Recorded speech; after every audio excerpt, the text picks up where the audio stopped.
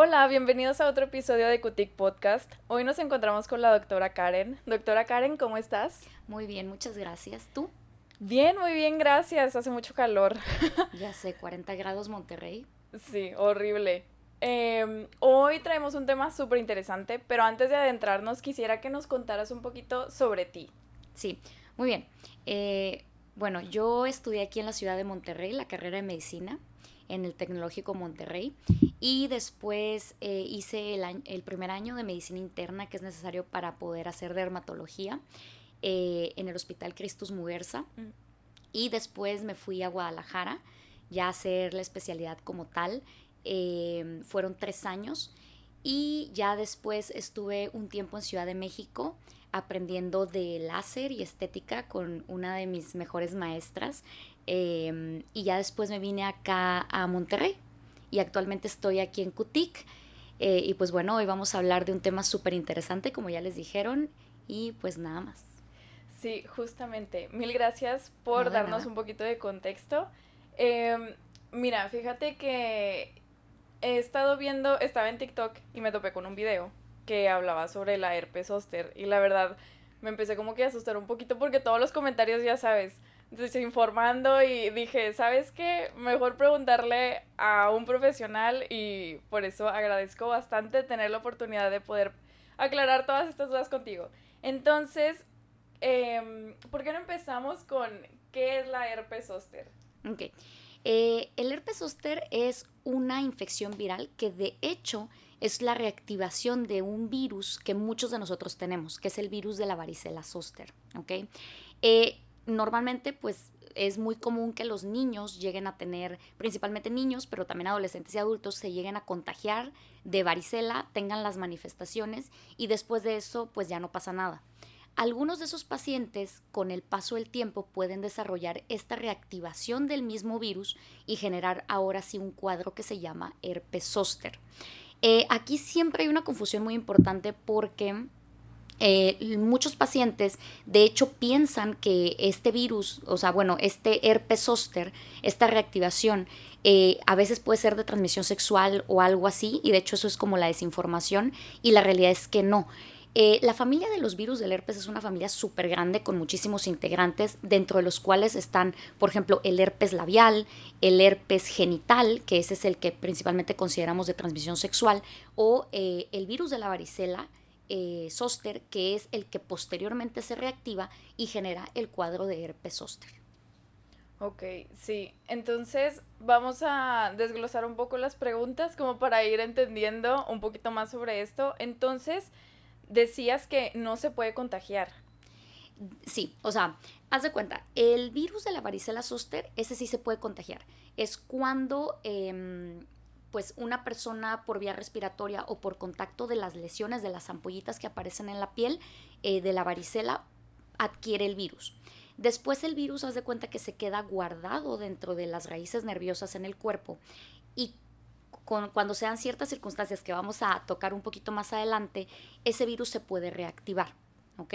Eh, por ejemplo, un paciente que tiene herpes zóster, de hecho, también puede ser contagioso, pero no es como que el paciente que tiene herpes zóster le va a contagiar a otro paciente el herpes zóster, sino que es un poco menos contagioso que la varicela, que la primera infección, por así decirlo, de la varicela.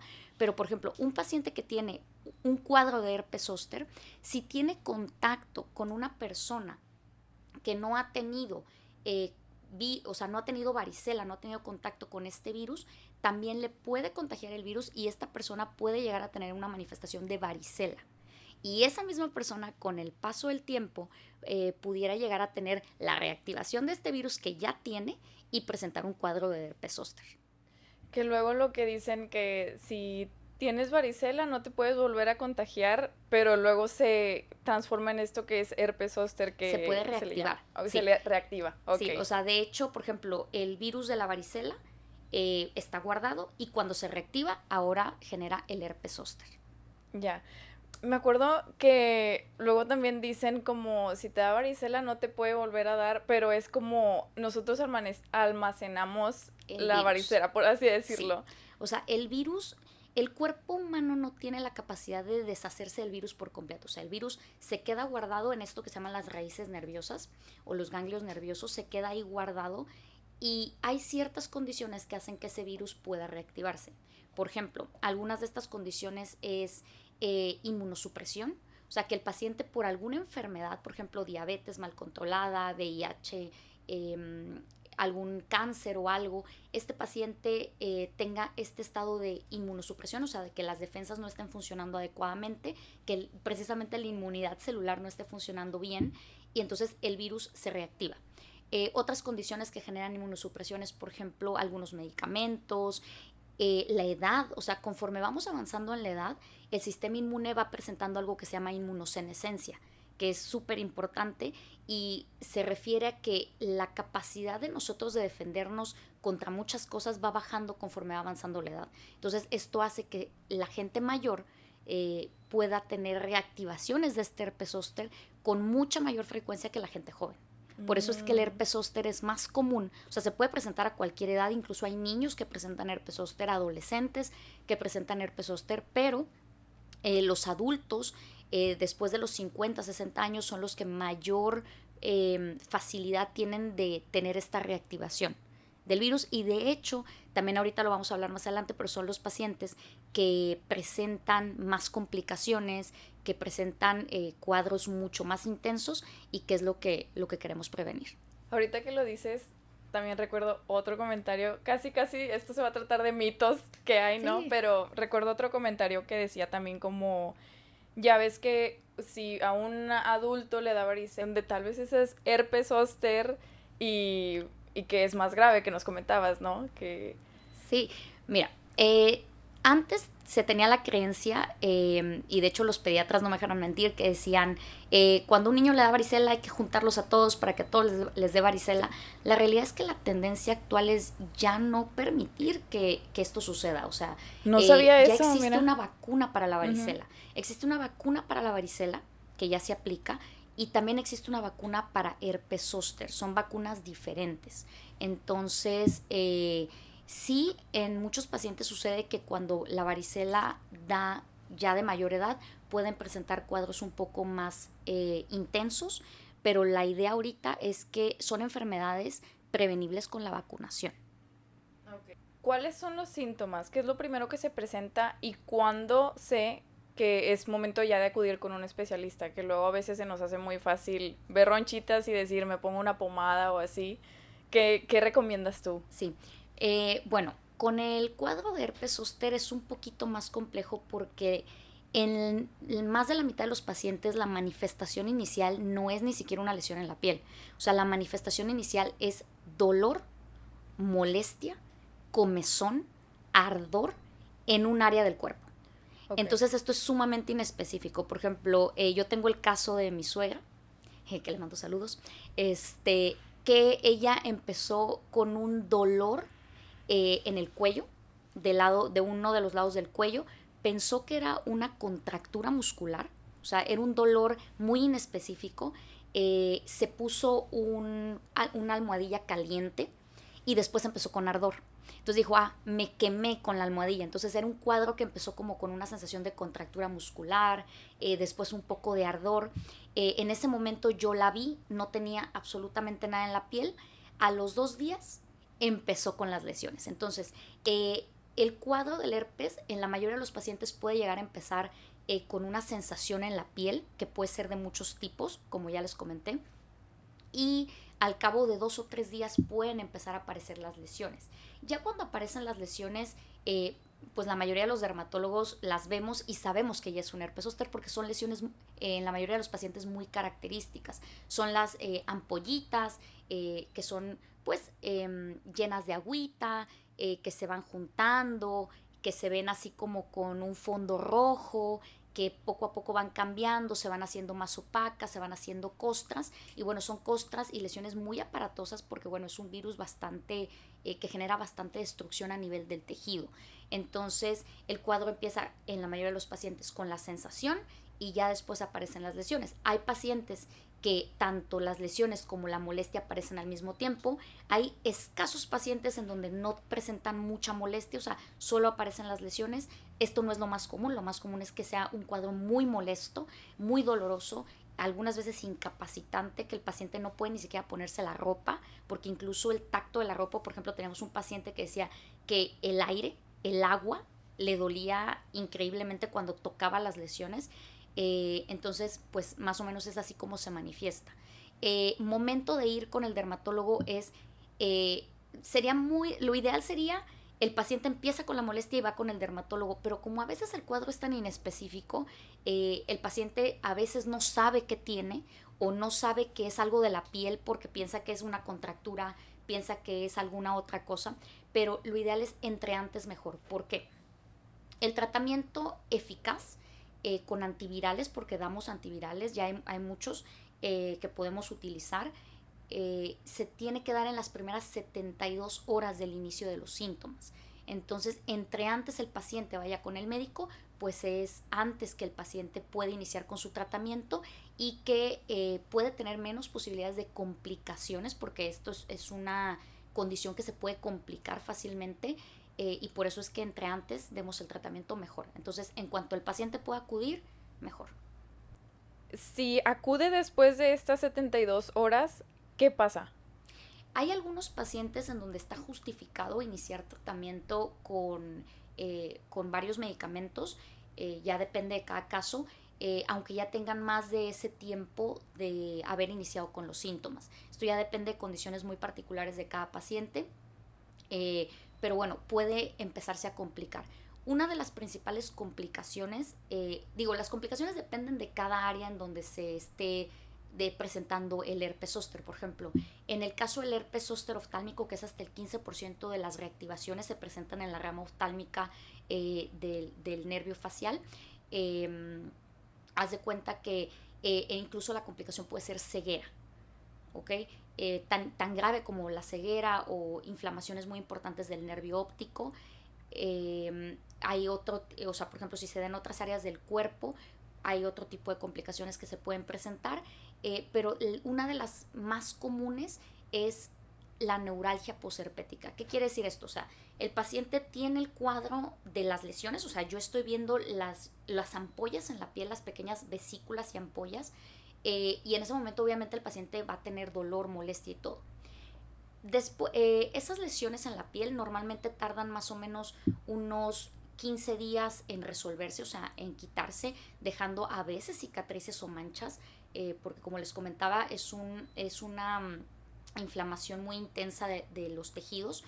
Y después de esto, el paciente debería de empezar a recuperarse de las molestias. O sea, el paciente poco a poco puede dejar de tener dolor, ardor, comezón. Y al cabo de 30 días el paciente ya no debería de estar teniendo estas molestias. Si después de estos 30 días el paciente persiste con dolor, ardor, comezón o algún tipo de sensación desagradable en esa área donde tuvo las lesiones, ya lo consideramos como un cuadro de neuralgia posherpética. Y es una de las principales complicaciones que se pueden llegar a presentar, porque en la mayoría de los pacientes esta molestia suele ser tan intensa que puede ser incapacitante o que sí puede ser una limitante para sus actividades de todos los días. Incluso son pacientes que requieren llevar ya un tratamiento por un algólogo para lograr tener un control del dolor durante el tiempo que este dolor dura, que puede ser semanas, meses o años. O sea, ahí sí no sabemos cuánto tiempo va a durar. Y bueno, también algo importante es, como les comentaba, entre mayor edad del paciente, es un paciente que tiene más riesgo de presentar esta complicación en particular. Ok. Wow, qué interesante. O sea, todo lo que... Como que no es solamente las ampollas, es todo lo que hasta decías de ceguera. Sí, Y, por ejemplo, este caso que decías de que si se complica mucho puede causar ceguera, me imagino que el dolor empieza en la cabeza o puede empezar donde sea el dolor no. de... De hecho, el dolor generalmente está limitado al área donde aparecen las lesiones. O sea, Ok. el herpes zóster tiene la característica que es de un solo lado, o sea, la mayoría de los pacientes, afecta la distribución de una rama nerviosa, Ok. y la mayoría de las veces no se sale de esa área. O sea, está en Mm, esa área y en esa área es donde se dan las manifestaciones de Entonces, dolor y molestia. por ejemplo, no podríamos tener dolor en la pierna y en el brazo. O sea, como No. que... O sea, tratándose de herpes zóster, de este herpes zóster Ujú. como lo normal, lo clásico, no. Ok. También leyendo comentarios, había mucha gente que decía, ¿cómo me baño cuando tengo herpes zóster? Lo cual me pareció una pregunta muy interesante y quisiera saber tu opinión. Ok. Aquí, bueno, los cuidados generales cuando un paciente tiene herpes zóster es, primero que nada, evitar el contacto de otras personas Mm, con las lesiones del paciente. O sea, porque hay que recordar, aunque el herpes zóster como tal no es contagioso, el paciente puede ser contagioso del virus de la varicela zóster y pues podemos hacer que otras personas se infecten de este virus. Entonces, evitar el contacto con las lesiones. Para el momento de bañarse, básicamente tenemos que mantener una barrera cutánea lo mejor que podamos. Esto es utilizando sustitutos de jabón y evitando, por ejemplo, agua muy caliente, más que nada para evitar la molestia. O sea, hay que recordar que el herpes zóster es un virus que afecta las terminaciones nerviosas. Entonces, por ejemplo, si yo genero irritación en esas terminaciones nerviosas, puedo generar más molestia. Entonces, obviamente la piel no se talla, eso ya lo sabemos, independientemente de herpes zóster o no, la piel no se talla con absolutamente nada, únicamente el lavado debe ser mano, agua y un jabón adecuado, en este caso sustitutos de jabón, agua tibia o fresca que no sea agua caliente y evitar tallar con mayor razón esas áreas. Y por sustituto de jabón, ¿hay alguna marca que nos puedas recomendar o... En cuanto a sustitutos de jabón, bueno, hay que recordar que el jabón ideal, o sea, el sustituto de jabón ideal, son estos que llamamos, por eso se llaman sustitutos de jabón, jabón Sindet, con pH lo más cercano a la piel posible, eso es lo más recomendable. Ok. ¿Qué me puede predisponer a tener herpes zóster? Bueno, como ya comentábamos, el factor de la inmunidad de cada paciente es como lo más importante. Los factores que pueden hacer que un paciente desarrolle esta reactivación del virus y genere herpes zóster es, por ejemplo, una edad avanzada, o sea, entre mayor edad, más riesgo de tener herpes zóster. Estados con la inmunidad disminuida, por ejemplo, algunas enfermedades, también algunos medicamentos que se utilizan para diversas enfermedades pueden generar disminución de esta inmunidad y Ujú. con esto reactivación del virus. Y bueno, hay un estudio muy interesante que justo estaba leyendo cuando estaba preparándome para poderles explicar un poquito más de esta enfermedad. Hay ciertas enfermedades o ciertas condiciones que pueden hacer que los pacientes puedan tener mayor riesgo de tener herpes zóster. Por ejemplo, pacientes que tienen enfermedad renal crónica, pacientes que tienen enfermedad inflamatoria intestinal, pacientes con depresión. Estos pacientes, o sea, depresión, tienen mayor riesgo comparado con pacientes de la misma edad y mismo género de tener reactivación del virus que los controles sanos, por así decirlo. ¿Y cuánto tiempo dura la enfermedad? ¿Sí, sí se le llama enfermedad? Sí, sí, sí. Dura el periodo en el cual son visibles las lesiones, generalmente es alrededor de 2 semanas. O sea, en este transcurso es donde aparecen las lesiones, empiezan a formarse las costras ya donde estaban las lesiones y finalmente, pues bueno, ya se cae la costra y quedan las cicatrices o las manchas. Si el paciente tiene una evolución satisfactoria, al cabo de este tiempo, hasta los 30 días, es donde debería determinarse de resolver el dolor o la molestia que presentan los pacientes. Pero ya si persiste después de esto, es cuando ya comentábamos que ya se trata de una neuralgia posherpética, o sea, ya es un cuadro diferente derivado del herpes zóster. ¿Existe tratamiento disponible para la herpes zóster? Sí, una vez que el paciente tiene ya el herpes zóster, el tratamiento es de los síntomas y antiviral. El tratamiento antiviral ahorita ya es muy efectivo y el tratamiento de los síntomas, bueno, es para aliviar el dolor que pudieran llegar a tener los pacientes pues por el herpes zóster. Aunque es muy importante mencionar que aquí el tratamiento ideal es la prevención. O sea, siempre, siempre, siempre vamos a orientarnos a la prevención. Y la ventaja es que ahorita, desde hace muchos años existe una vacuna que es para prevención del herpes zóster, pero no estaba disponible en México. ¿Okay? Entonces ya esa vacuna ya la tenemos disponible en México desde hace unos meses y lo mejor que podemos hacer es prevenir. O sea, vacunar a todos los pacientes que estén en el grupo de edad o que tengan factores de riesgo que los puedan hacer más susceptibles a tener herpes zóster, los podemos vacunar para que no vayan a desarrollar esta reactivación. Entonces, ¿quiénes se pueden vacunar? Se pueden vacunar pacientes, todos aquellos arriba de 50 años o pacientes que independientemente de la edad tengan algún factor de inmunosupresión importante que los pueda condicionar para estar en el grupo de riesgo del herpes zóster. Excelente. Ay, qué bueno que tuvimos esta conversación, así no existe más desinformación y quién mejor que una doctora que nos platique de todo esto. A mí ya se me acabaron las preguntas, siento que lo platicaste muy bien y me quedó muy claro. No sé si tú quisieras mencionar algo que a lo mejor se me olvidó mencionar. Pues no, nada más como hacer énfasis en lo que les comentaba que es lo más importante, la prevención. Sí hay tratamiento para el herpes zóster, como les comentaba, hay antivirales. Una vez que ya aparecieron las lesiones, podemos dar tratamiento para acortar el tiempo de los síntomas y disminuir los riesgos de las complicaciones, pero siempre, siempre, siempre la prevención va a ser como nuestra mejor arma. ¿Okay? Y también hay otra cosa, no es tan común, pero sí puede suceder que un paciente que ya tuvo herpes zóster pueda tener un segundo cuadro de herpes zóster.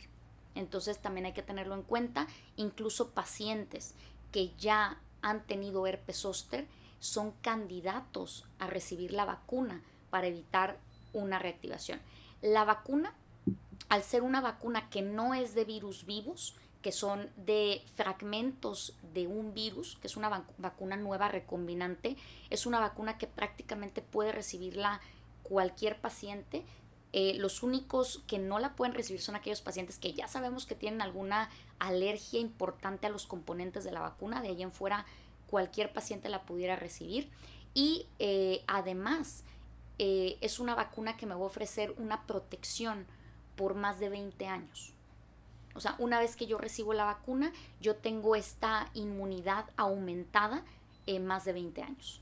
Wow, comparado con, por ejemplo, la influenza, que es cada año, ¿no? Sí, bueno, la influenza es diferente porque la vacuna de la influenza no siempre es la misma. De hecho, la vacuna de la influenza igual ahí los expertos son los inmunólogos, los infectólogos. La vacuna de la influenza va cambiando cada año.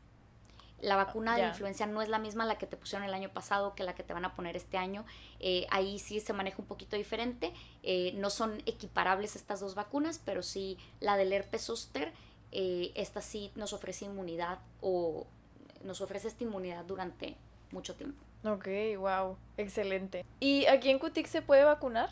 Sí, aquí en Cutic contamos con la vacuna que aplicamos es la vacuna Shingrix, que es la vacuna recombinante que les comentaba, que prácticamente se puede aplicar en cualquier paciente. De hecho, muchos de los pacientes que vienen a vacunarse son pacientes que conocen a alguien, que tienen algún familiar que ya pasó por este cuadro de herpes zóster, vieron que es terrible la molestia, el dolor, y por lo tanto quieren prevenirlo y por eso han venido a vacunarse.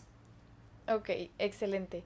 Por último, les queremos recordar que si viven aquí en Monterrey, los podemos atender en citas presenciales, pero también si nos ven de alguna otra parte de la República, tenemos disponibles citas virtuales y bueno, nos daría mucho gusto estarlos atendiendo por acá. Gracias, adiós.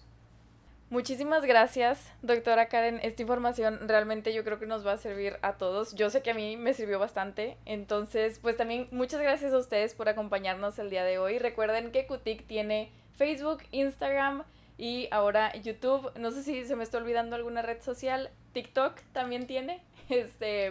Y pues nada, nos vemos en el siguiente episodio. Adiós. Bye. Bye.